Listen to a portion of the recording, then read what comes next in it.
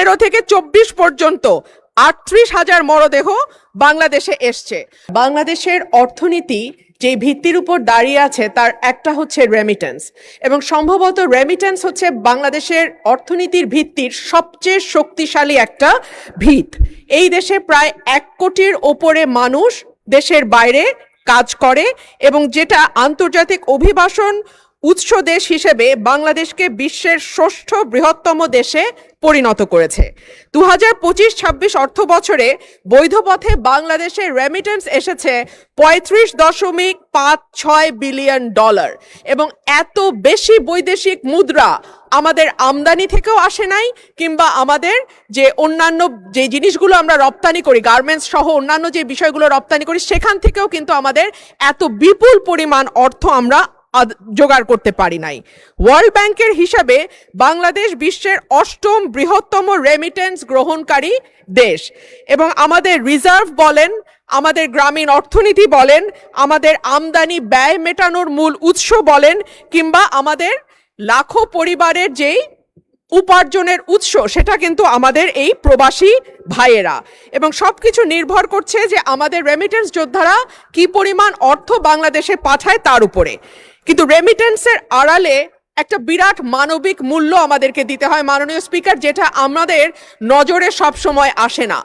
আমরা অর্থের হিসাব করি, আমরা রিজার্ভের হিসাব দেখি, এমনকি কি পরিমাণ বিদেশে আমরা লোক পাঠাতে পারছি সেই হিসাবও আমরা দেখি, কিন্তু এটার অন্তরালে যে একটা গভীর কষ্টের গল্প আছে সেই কথাটি কখনো কোথাও উঠে আসে না মাননীয় speaker. Social cost of migration, যেটাকে আমরা বলতে পারি সুযোগ এবং ত্যাগের গল্প একই সঙ্গে।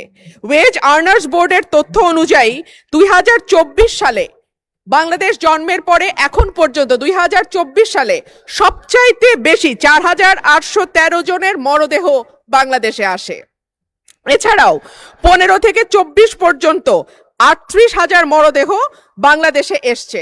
লক্ষণীয় বিষয় হচ্ছে এদের বেশিরভাগেরই বয়স 40-এর নিচে, এবং 40-এর নিচে যাদের বয়স মাননীয় স্পিকার, খুব স্বাভাবিকভাবেই তাদের কোনো কোমরবিডিটি থাকার কথা নয়, কিন্তু তারপরেও বৈরী পরিবেশে ঘন্টার পর ঘন্টা পরিশ্রম করা, দেশের সঙ্গে দীর্ঘদিন তাদের ফিজিক্যাল যোগাযোগ যেটাকে বলে সেটাতে বিচ্ছিন্ন থাকা, দুশ্চিন্তা, পরিবার থেকে দূরে থাকা, এবং ভীষণ রকম পরিশ্রম এবং অস্বাস্থ্যকর পরিবেশে দিনের পর দিন থাকবার কারণেই এত বড় সংখ্যক মরদেহ প্রতি বছর বাংলাদেশে বিদেশের মাটি থেকে আসে।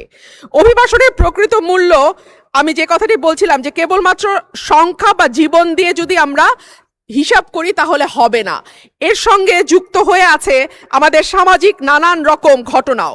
দূরত্ব, যেটা দীর্ঘদিন দেশের বাইরে থাকা তৈরি করে পরিবারের সাথে দূরত্ব। এমনও ভাইয়ের গল্প আমরা জানি মাননীয় স্পিকার, যে হয়তো তার সন্তানটিকে 1 বছরের রেখে গিয়েছিল, কিন্তু যখন ফিরে এসছে তার সন্তান কিশোর বয়সে গেছে। বাবা সন্তানকে ঠিকমতো চেনে না, সন্তানও বাবাকে চেনে না।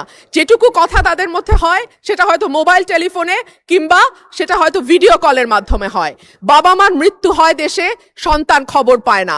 অনেক সময় আমরা জানি আমাদের প্রবাসী ভাইরা যে টাকা পাঠান সেটা দিয়ে সম্পদ তৈরি করেন পরিবার, কিন্তু সেই সম্পদে অনেক সময় সেই ভাইটির নাম থাকে না, দেখা যায় অন্যান্য ভাই বা যারা দেশে থাকে তাদের নামেই সম্পদ তৈরি হয়। অর্থাৎ নানানভাবে নানান রকম সমস্যার মধ্যে দিয়ে আমাদের প্রবাসী ভাইরা দেশের বাইরে কাজ করেন, কিন্তু তাদের এই শ্রম এবং ঘামেই বাংলাদেশের অর্থনীতি টিকে আছে।